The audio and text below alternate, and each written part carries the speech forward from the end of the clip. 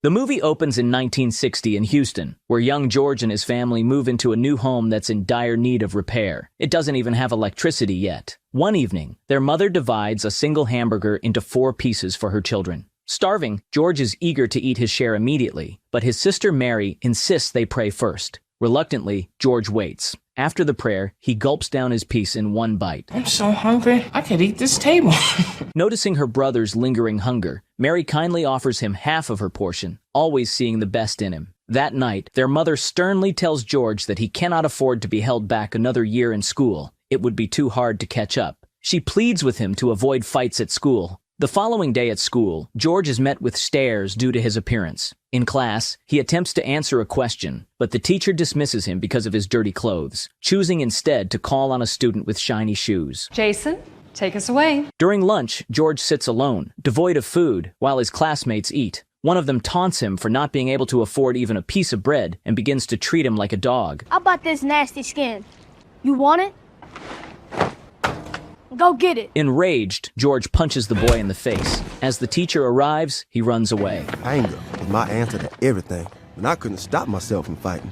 It was the only thing I did well. Years later, George and a friend are loitering outside a bar when a drunk man stumbles out. They decide to follow him, planning to rob him, but soon discover the man is a police officer in a sting operation. Surprise, boys. Been busy right here, huh? The police arrive and chase ensues. George escapes by hiding under a house, and the police arrive with a dog. George covers himself in sewage to avoid detection. The disguise works, and the police, along with their dog, fail to find him. On his way home, George notices an advertisement for Job Corps on a TV in a store window. The ad promises free food and drinks to those who have left school. Job Corps offers vocational training to help juveniles secure employment and even pays its students. Excited, George shares the news with his mother, telling her he wants to join. She supports his decision, affirming that he has more potential than he realizes. You want to do this job, Cole? Yes.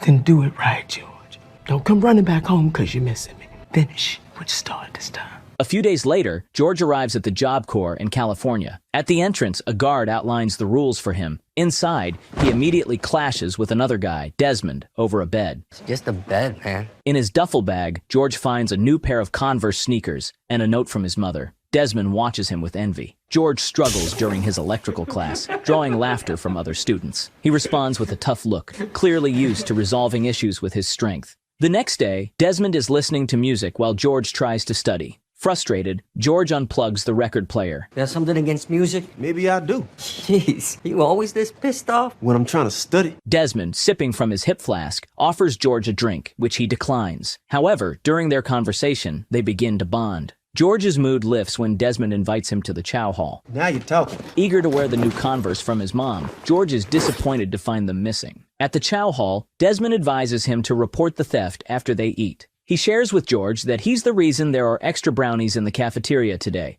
Thanks to his knack for numbers, Desmond got a job in cafeteria. He tweaked the weekly order sheets, swapping out beans for more brownies. And under my new cost-cutting plans, we got a whole lot more brownies. And a whole lot of less gas.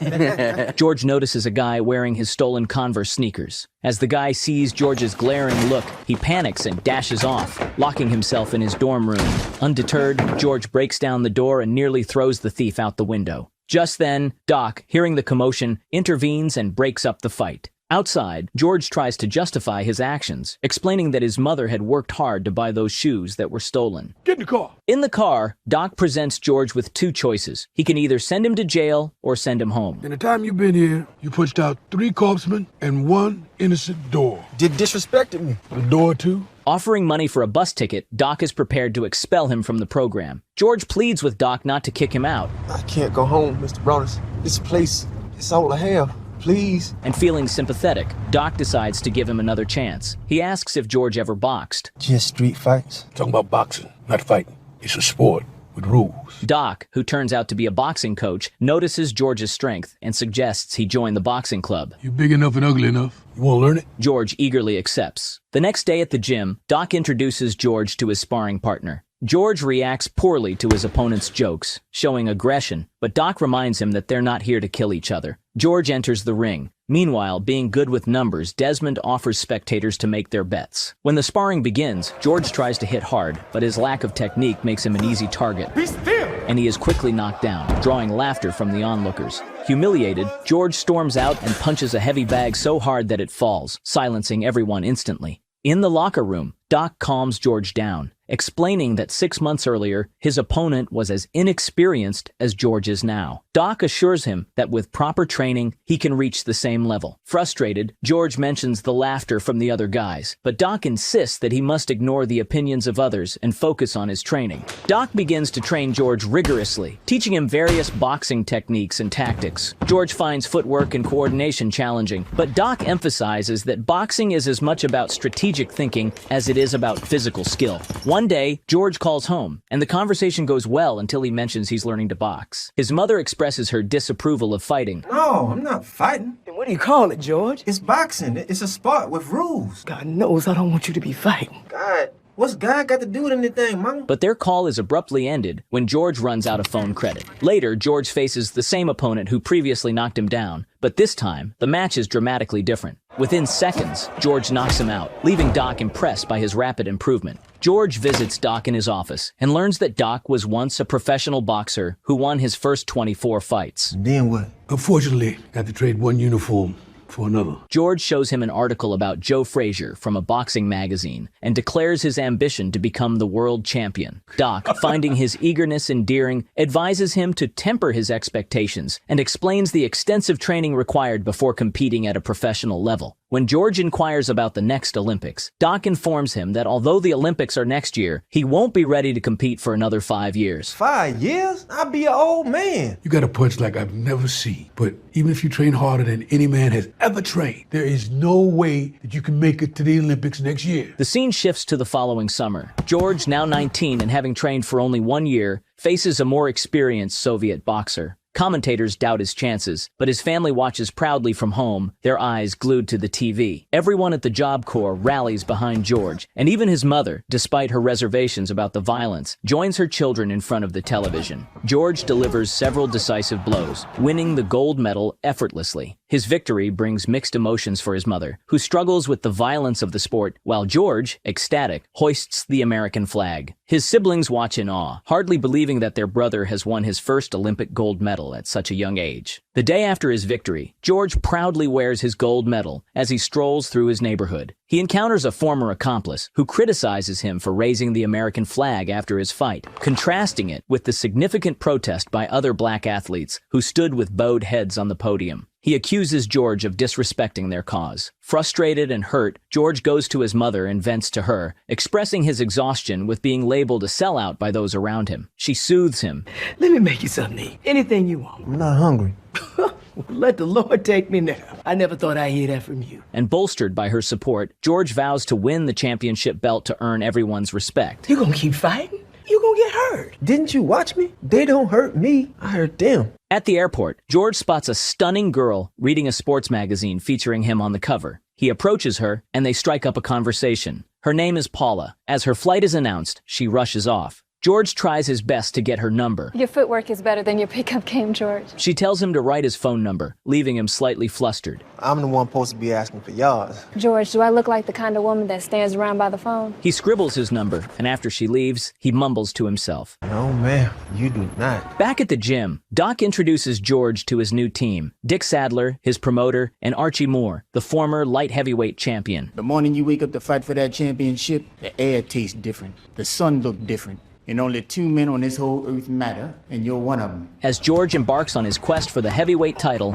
he defeats his opponents one by one, each victory bringing him closer to his goal. Under his coach's guidance, he prepares to face Joe Frazier. Meanwhile, Paula calls George, and they begin dating. She becomes a regular at his fights, supporting her boyfriend as he improves his record to 22-0. Eventually, George and Paula get married. Do you take this woman to be your wife? You bet I do. After securing his 36th win, his coaches announce that he is ready for the title fight. The big day arrives in Jamaica, the title fight between George Foreman and Joe Frazier. George is the underdog, especially since Frazier defeated Muhammad Ali 2 years ago, and hardly anyone believes George stands a chance. The crowd chants fervently for Frazier. He takes a heavy left hook early in the first round but responds with powerful body shots. Frazier lands another of his signature left hooks, but just before the round ends, George delivers a massive uppercut, knocking Frazier down. The bell rings, giving Frazier crucial recovery time. Undeterred, George dominates the subsequent rounds, knocking Frazier down several times until the referee is forced to stop the fight. To everyone's astonishment, George is declared the new heavyweight champion of the world. At the after-party, George is surrounded by cheers and a flurry of journalists. Amid the excitement, a charming woman catches his eye. He also approaches Desmond, offering him a role as his financial manager, acknowledging his knack for numbers. Impressed but taken aback, Desmond agrees, promptly pouring out his drink, as George insists he stop drinking. Later, George returns to his hotel room to find that same woman on his bed.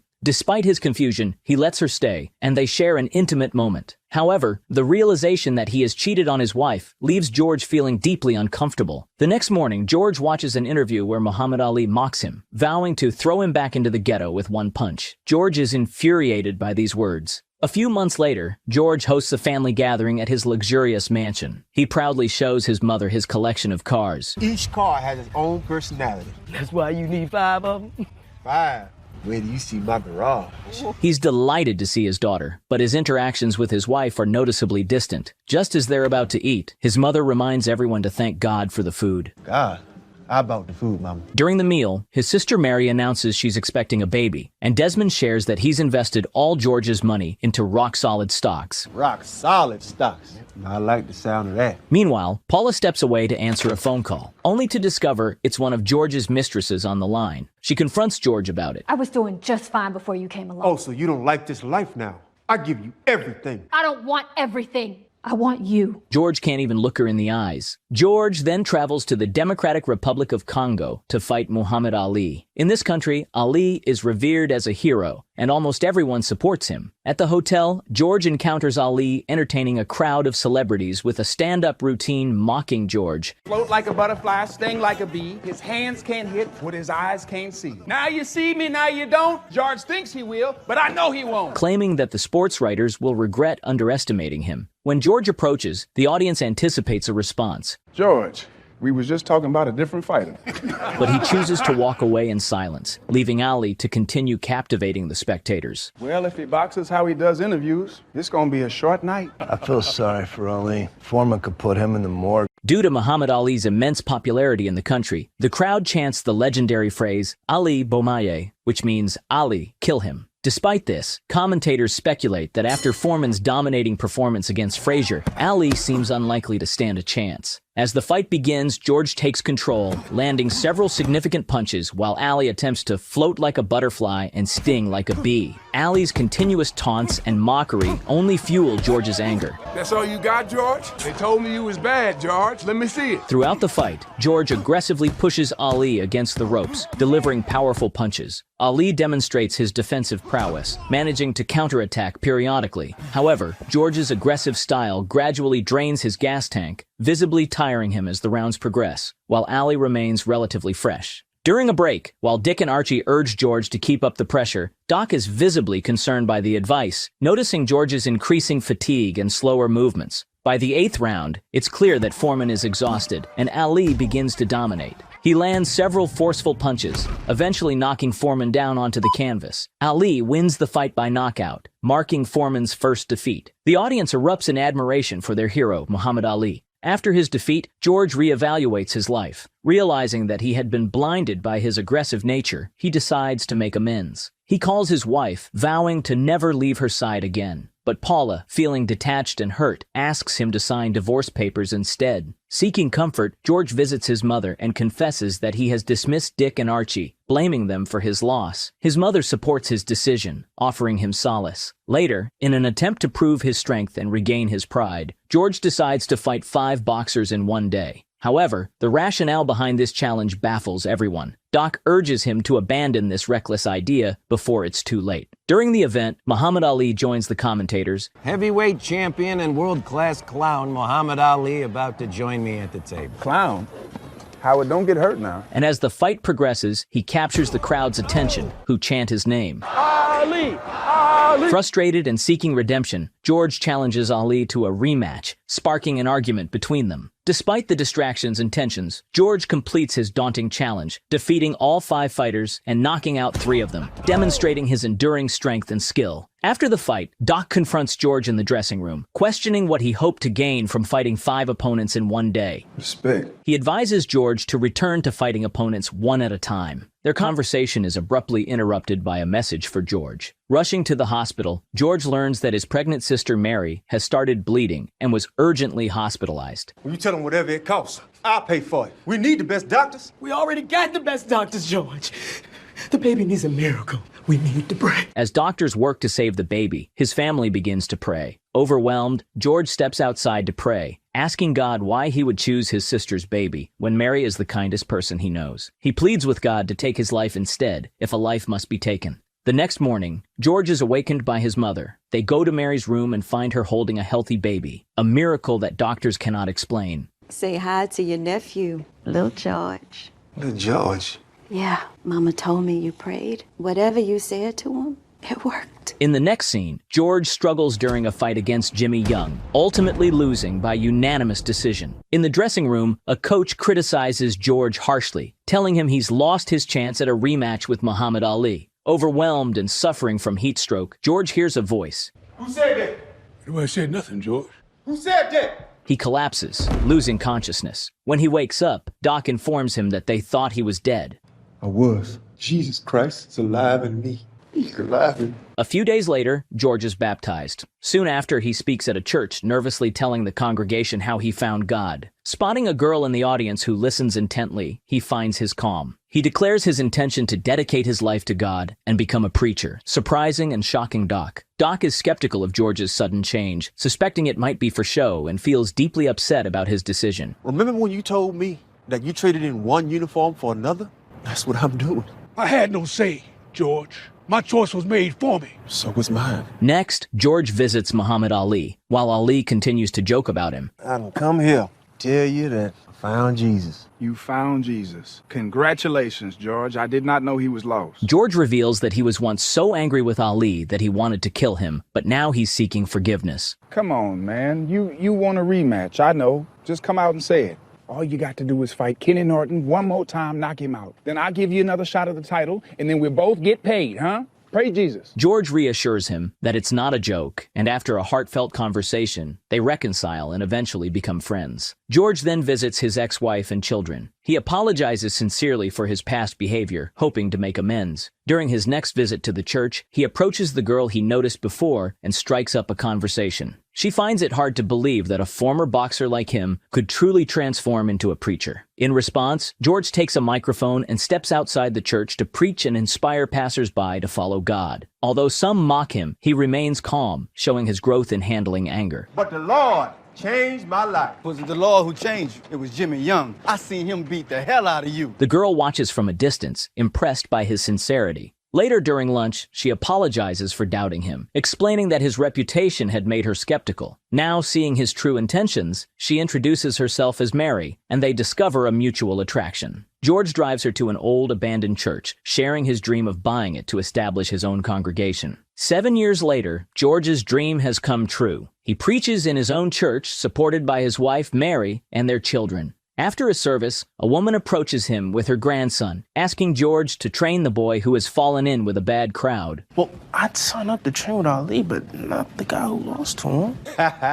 George declines, suggesting they find guidance in the Bible instead. A week later, while playing with his kids at home, George sees a news report that the boy was arrested for committing a crime. He feels a deep regret for not agreeing to train him. George discovers an old building ideal for his plans and instructs his financial manager to purchase it. We see Desmond is still struggling with drinking problems. They renovate the space, and within a few months, the gym is thriving with students. George hires several coaches and even dedicates a section of the gym as the Muhammad Ali study hall. However, a year after opening, during a class, the electricity suddenly goes out. The power company reveals that they have not received any payments. Worse, Desmond is nowhere to be found. Frantic, George visits the bank and learns that Desmond invested all his money in high-risk stocks, which have now tanked, leaving his investment account empty. He put them into solid stocks to set me up for life. No, these were all high-risk gambles. The bank threatens to repossess the property, including his mother's house. Enraged, George got the whole town looking for Desmond. Despite his anger, his mother urges him to forgive Desmond. George eventually finds Desmond in a bar, trying to escape. George catches him up and nearly kills him. Realizing what he's doing, George forgives Desmond. To salvage his financial situation, George resorts to starring in a sauce commercial and selling merchandise. Despite these efforts, his wife Mary informs him that they are still far from resolving their financial crisis. As the bank begins to seize his property, George sinks into depression. He dusts off his old boxing gear, trying to reconnect with his past as a boxer. He confides in Mary that he has asked a friend to give the upcoming sermon in his place, feeling he can't preach on living rightly when he's lost everything. He wants to fight again, and Mary is against it. She's afraid his rage can come back. It's only two things I know how to do. That's box and preach. And preaching won't pay the bills. George seeks out Doc, asking him to train him once more. Doc is initially resistant, reminiscing about how heartbroken he was when George quit. He explains when Joe Louis tried to come back, Marciano almost killed him in the ring. Joe Louis tried to start at the top, but we'll start at the bottom. You're old. They'll call us a circus act. But not if we keep winning. However, George manages to reassure him by telling words that his coaches once told him. The air's gonna taste different. The sun, that's gonna look different. And only two men on this whole earth is gonna matter. And we'll be the both of them. Hearing this, Doc's eyes immediately light up. He says George need to lose weight first, and then they can start training. Motivated, George struggles into his old gym clothes. I think my gym clothes shrunk. He begins training with his son. Hey, George, take it easy, man. You're gonna have a heart attack. That's nasty, George.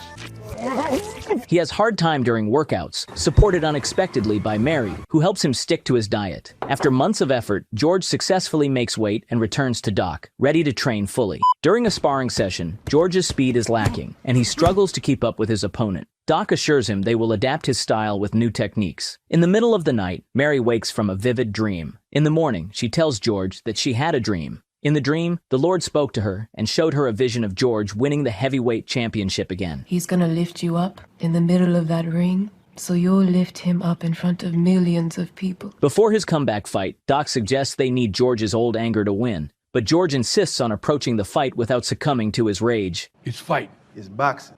It's a sport. With rules.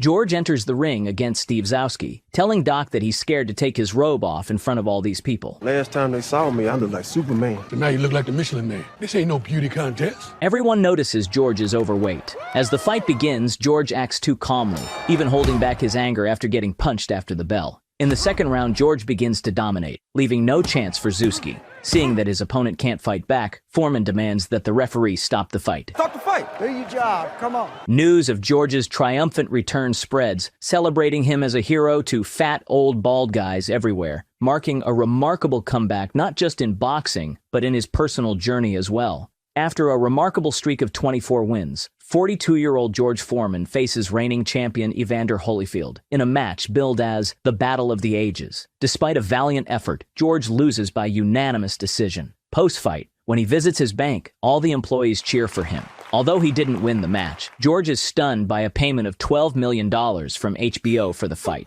Despite the financial windfall, he tells Mary that his job isn't over yet. Maybe I heard him wrong, George. You heard him right. He did his part.